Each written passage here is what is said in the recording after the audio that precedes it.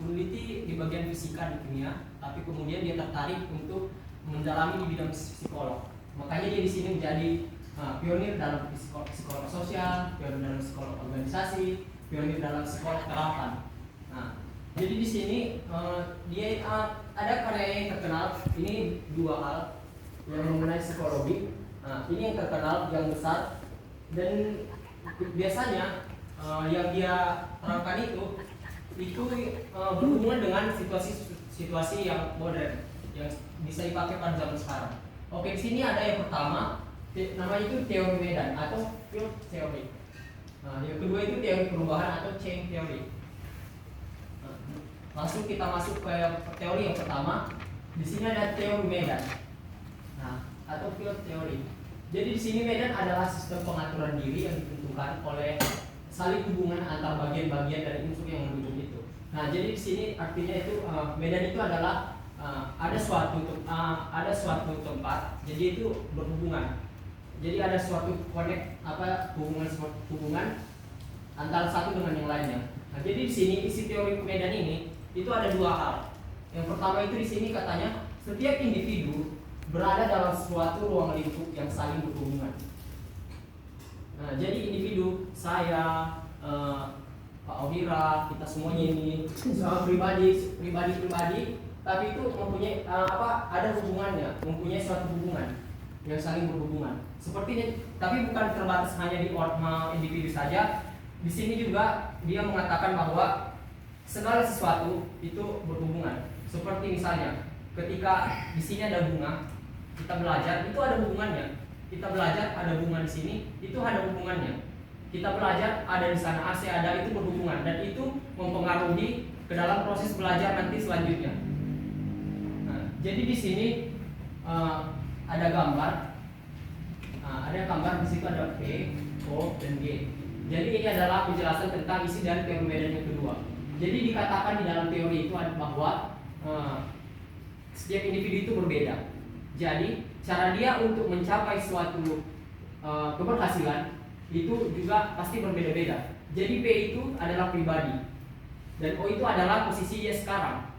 Nah, lalu ada di situ di dalam ruangan lingkup itu ada kotak-kotak yang lain, ada celah-celah yang lain. Itu disebut adalah pengalamannya, hambatannya, atau ya itu adalah proses yang akan dia hadapi untuk nyampe ke titik keberhasilannya itu.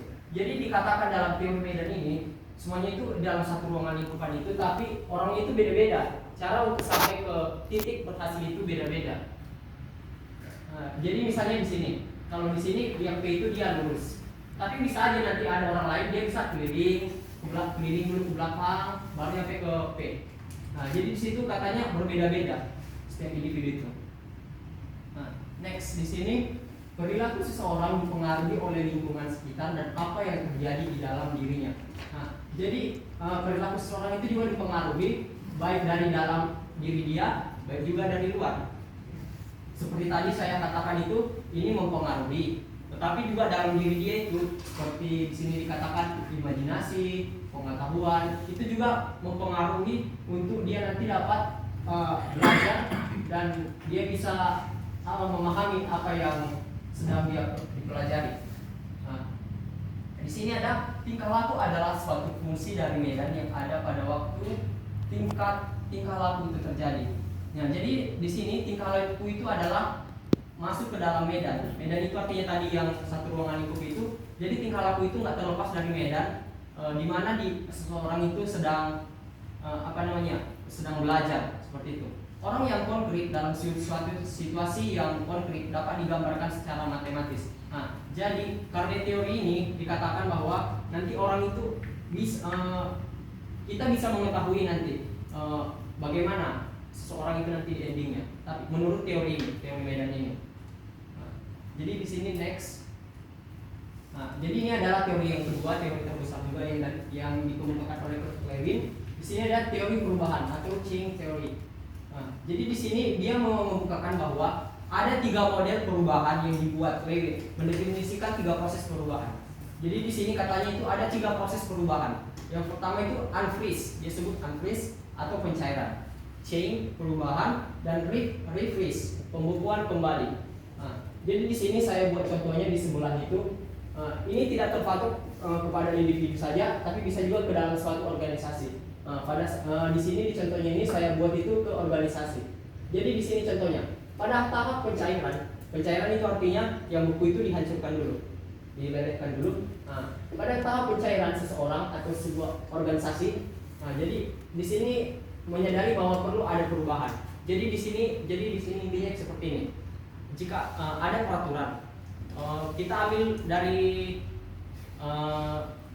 cara belajar di sekolah. Kalau kita lihat dulu cara belajar di sekolah itu yang dari tahun-tahun 90-an ke 2000 sampai ke sekarang itu pasti berbeda. Dulu ada namanya itu KTSP lah, sekarang udah K13 gitu. Itu berubah. Jadi di sini kenapa diubah? Karena mungkin ya karena kemajuan zaman, jadi yang kurikulum yang lama itu kurang efektif seperti itu. Jadi di sini dikatakan bahwa di tahap pencairan ini, jadi yang lama itu dicairkan. Mereka sadar bahwa hal itu sudah kurang efektif, lalu dicairkan dan perlu ada perubahan. Next di bagian yang kedua, pada tahap perubahan yang kedua itu yaitu change. Segala macam bentuk perubahan yang perlu dilakukan dan dipahami, dikomunikasikan ke semua badan organisasi. Artinya di sini adalah ketika tadi sudah menyadari bahwa sesuatu itu tadi peraturan itu atau kebiasaan itu sudah tidak efektif lagi, jadi dikomunikasikan dengan yang lain bahwa itu harus diubah, ada yang harus diubah. Setelah seperti itu nanti di next itu yang ketiga, refresh. Pada tahap pembukuan kembali, organisasi membakukan perubahan tersebut sebagai norma yang baru. Jadi di sini endingnya itu bahwa yang tadi perubahan itu ditetapkan, artinya yang lama itu sudah tidak dipakai lagi, jadi dipakai yang baru. Untuk di sini katanya sebagai norma yang baru. Jadi di sini, oke. Jadi di sini penerapannya bagi kita itu apa?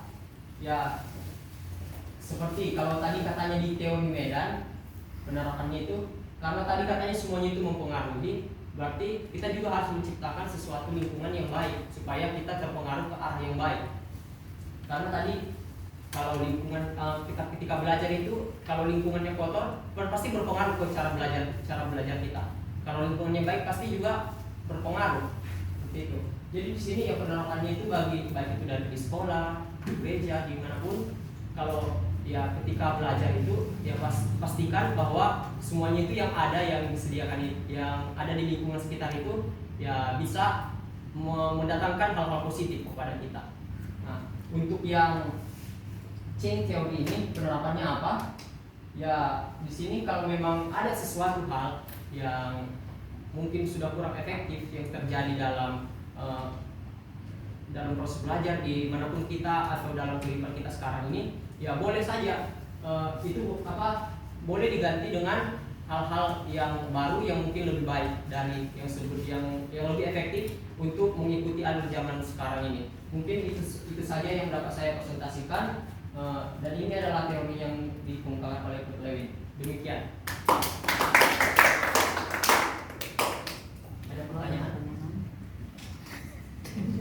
Cepat. Katanya. Ya, saya mau bertanya Pak. Tadi kan dari yang saya dengarkan tadi bahwa Bapak mengatakan seseorang harus kita ketahui keberhasilannya melalui teori Medan. Jadi seperti apa sih Pak kita boleh mengetahui keberhasilan seseorang itu melalui teori Medan yang Bapak jelaskan itu? Apakah mungkin misalnya masih masih SMP atau remaja, kita boleh kita mengetahui keberhasilannya di kemudian hari? Apa mungkin seperti itu Pak yang mungkin Bapak jelaskan? Ini tadi yang ini ya, orang yang konkret dalam situasi yang konkret dapat digambarkan secara sistematis. Jadi di sini tadi katanya itu menurut teori ini dikatakan bahwa kita itu nanti bisa mengetahui seseorang itu nanti dia bisa ke arah mana endingnya. Di sini kenapa bisa dikatakan seperti itu? Karena nanti dia itu bisa dilihat ketika dia melakukan segala sesuatu dia berperilaku dalam kehidupan dia itu langkah-langkah yang dia lakukan itu diperhatikan. Jadi misalnya dia ini seorang yang mungkin suka cabut-cabut di sekolahnya, atau dia ini suka menunda-nunda pekerjaan. Jadi menurut teori ini nanti dia itu bisa digambarkan nanti ke depannya bagaimana. Jadi bisa dilihat bagaimana nanti endingnya kemana. Walaupun kan kita memang tidak bisa mengatakan bahwa orang yang hancur di awal itu akan hancur di endingnya. Tapi menurut teori ini dikatakan seperti itu, bahwa nanti kita bisa lihat ke depannya itu nanti kira-kira dia jadi seperti apa. Mungkin seperti itu. Berarti hasil dari teori Medan ini hanya penafsiran saja itu, gitu Pak? Penafsiran saja. Bisa dikatakan seperti itu. Ada lagi? Pas.